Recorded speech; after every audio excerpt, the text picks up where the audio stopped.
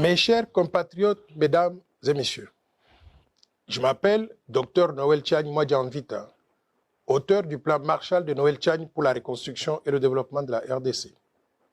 Je suis 100% congolais. La RDC est la terre de mes parents, grands-parents et arrière-grands-parents du côté de mon père et de ma mère. La RDC a payé pour mes études primaires, secondaires et aussi universitaires. Je dois tout à mon pays et au peuple congolais. Ma connexion et ma loyauté à la République démocratique du Congo sont très fortes, totales, inconditionnelles et indiscutables. La terre de nos ancêtres, elle est sacrée. Je vous invite tous à protéger notre terre, qui est notre patrimoine commun, et à défendre l'intégrité du territoire et la souveraineté nationale, quelles que soient les conditions et quel que soit le moment. Car cette terre, c'est la seule dont nous sommes propriétaires à 100% et que personne ne doit nous l'arracher sous quelque subterfuge que ce soit. Je voudrais renouveler ma proposition du plan Marshall de Noël Tchagne pour la reconstruction et le développement de la RDC comme étant la vision globale du développement pour pacifier tout le pays, lutter contre les antivaleurs, promouvoir la bonne gouvernance, développer le capital humain, promouvoir l'autosuffisance alimentaire, créer des infrastructures de base, industrialiser et diversifier l'économie nationale, promouvoir un système financier moderne et robuste, restructurer la Banque centrale du Congo en une véritable autorité monétaire et de régulation et doter le pays d'une monnaie nationale crédible tout en mettant fin à la dollarisation de l'économie nationale. La finalité du plan Marshall de Noël Tchagne pour la reconstruction et le développement de la RDC, c'est de développer le pays et aussi d'éliminer la pauvreté dans laquelle croupit notre population actuellement. Le coût total du plan Marshall de Noël Tchagne pour la reconstruction et le développement de la RDC est estimé à 1000 milliards de dollars sur 15 ans pour faire progresser le produit intérieur brut par habitant de 450 dollars aujourd'hui à 15 000 dollars au moins en 15 ans, tout en créant au passage des emplois et en améliorant les conditions de vie de tous nos citoyens. Ceci est tout à fait possible, car je suis convaincu que l'impossible n'est pas congolais. Mais nous ne pourrons pas réaliser ce rêve si la RDC arrivait à perdre sa souveraineté. C'est pour cela que nous devons nous battre pour protéger la souveraineté nationale, étant donné que le destin de notre pays se trouve dans les mains de ses filles et de ses fils que nous sommes. Pour préserver la souveraineté nationale, je propose que la fonction de président de la République démocratique du Congo soit réservée aux Congolais nés de mère et père congolais. La suite logique du verrouillage de l'accès à la présidence exige la même portée de la nationalité au dauphin constitutionnel du président de la République, c'est-à-dire le président du Sénat congolais. Le verrouillage doit aussi couvrir quelques postes de souveraineté nationale, qui sont le président de l'Assemblée nationale, le haut commandement militaire, le haut commandement du commissariat général de la police nationale, le directeur général des migrations, connu communément comme étant la DGM, l'administrateur général de l'Agence nationale des renseignements, connu comme étant l'ANER, les hauts magistrats de la République, le Premier ministre et les ministres régaliens, c'est-à-dire les affaires étrangères, l'intérieur, la défense, la justice et les finances. Beaucoup de compatriotes ont déjà compris les enjeux du fait de l'infiltration au sommet de l'État depuis plusieurs décennies dans notre pays. Ces compatriotes soutiennent ma position de verrouillage. Mais comme il faut s'y attendre dans une démocratie naissante, quelques compatriotes s'y opposent en avançant comme argument, d'une part, que la loi proposée serait discriminatoire parce qu'elle écarterait une partie des Congolais et certains candidats potentiels aux élections de 2023. Mais d'autre part, qu'il y a des sujets beaucoup plus importants et plus urgents sur lesquels on devrait s'attarder, notamment la misère dans laquelle croupit la population congolaise actuellement. C'est pour faire face à ces questions de pauvreté et de misère que j'ai proposé le plan Marshall, dont je venais de vous parler tout à l'heure.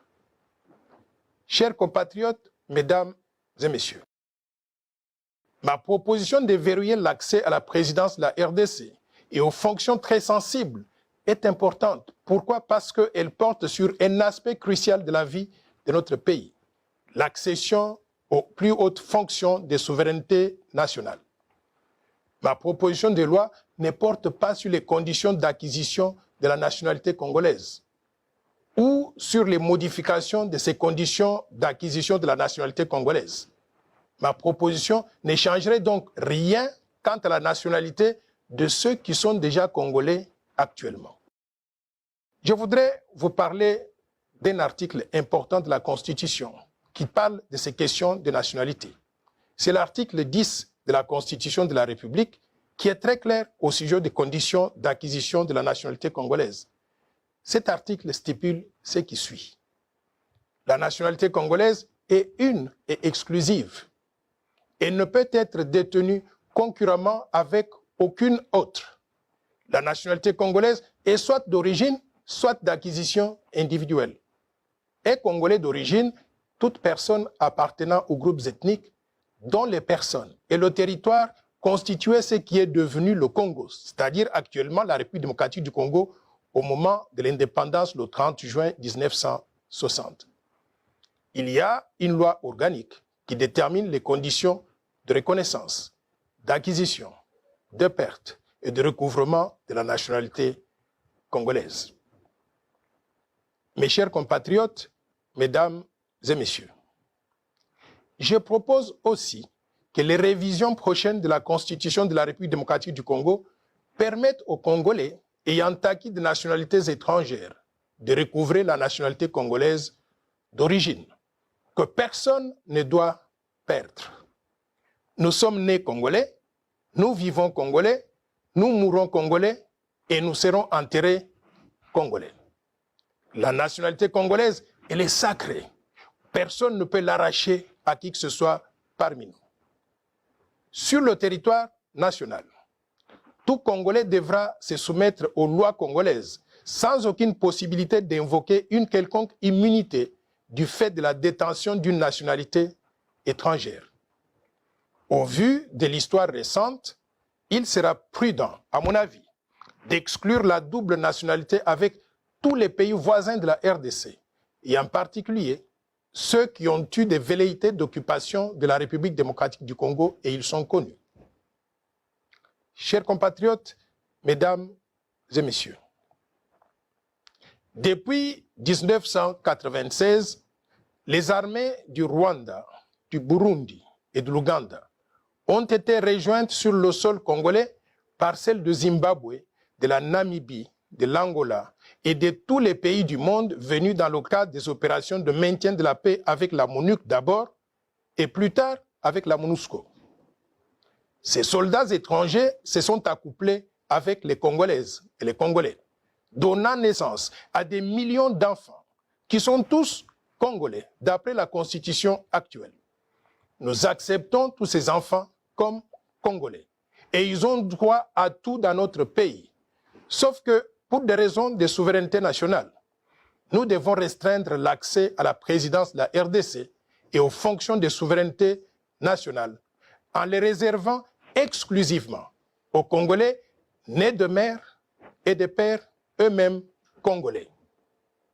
Ceci éviterait l'infiltration au sommet de l'État à travers des compatriotes qui auraient de loyauté partagée entre la République démocratique du Congo et d'autres pays étrangers.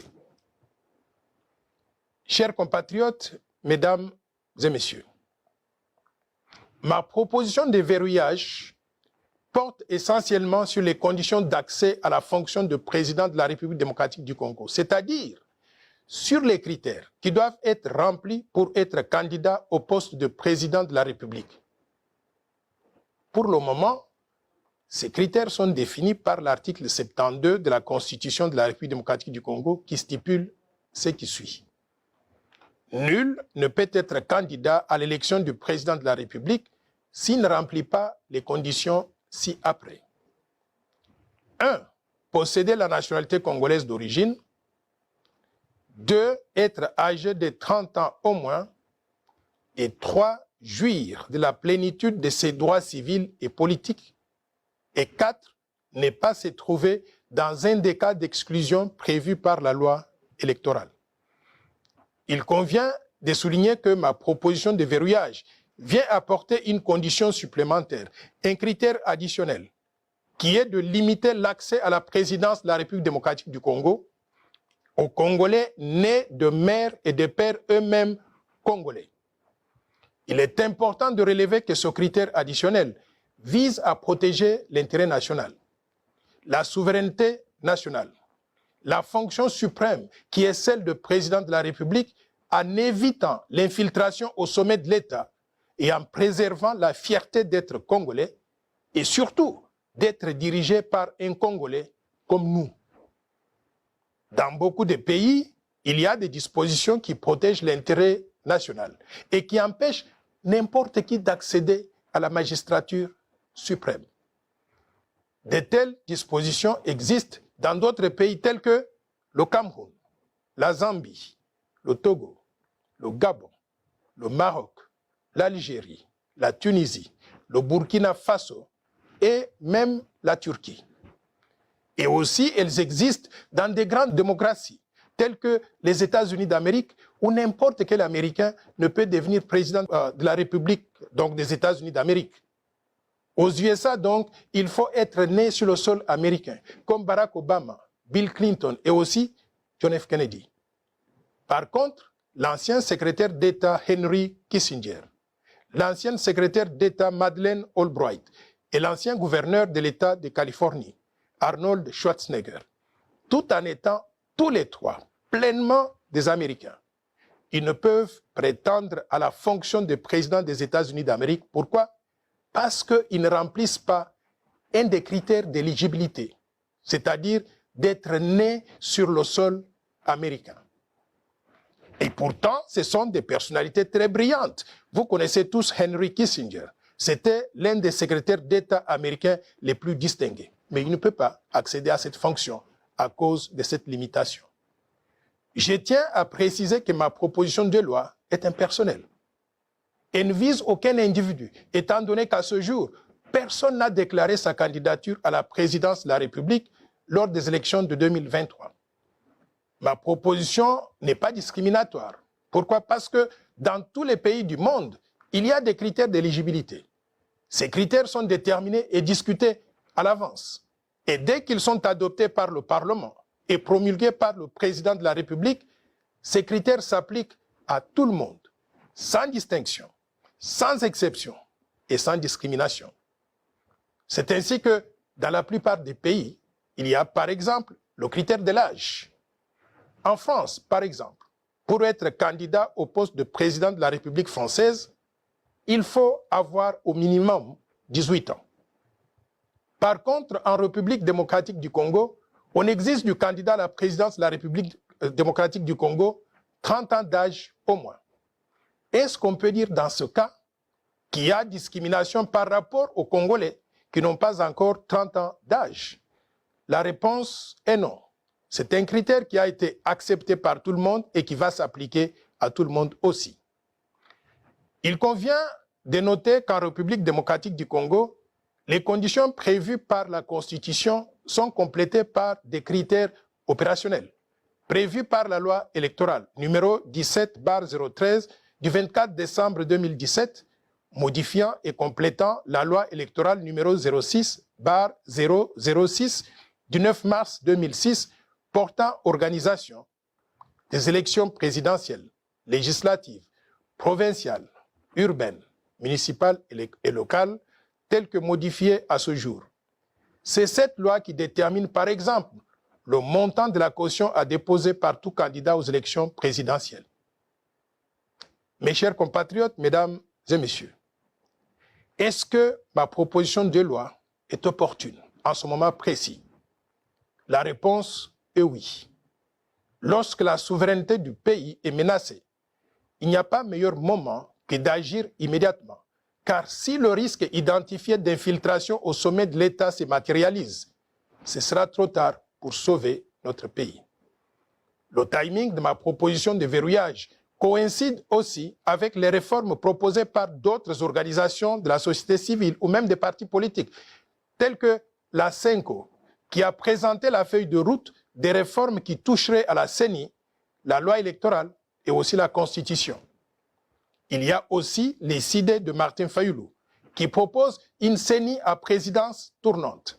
Il est donc opportun de recenser toutes les propositions de réformes institutionnelles, y inclut celle de verrouillage que je porte, afin d'opérer les révisions nécessaires à la CENI, la loi électorale et aussi la Constitution, une fois pour toutes, afin de baliser le terrain pour les élections apaisées en 2023, mais aussi au-delà.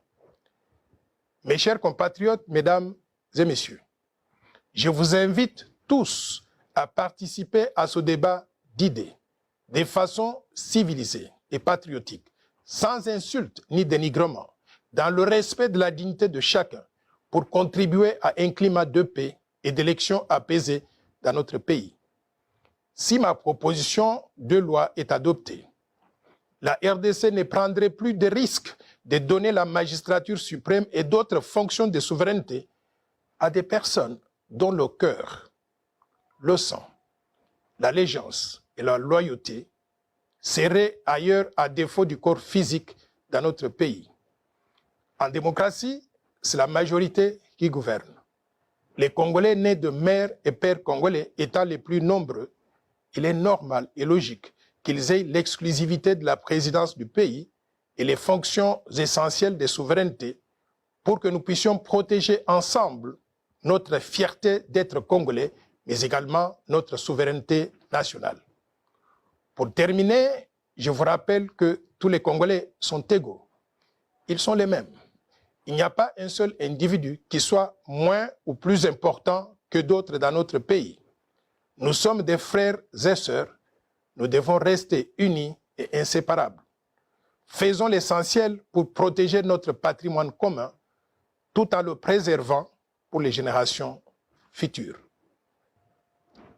Vive la République démocratique du Congo, vive le vaillant peuple congolais. Je vous remercie.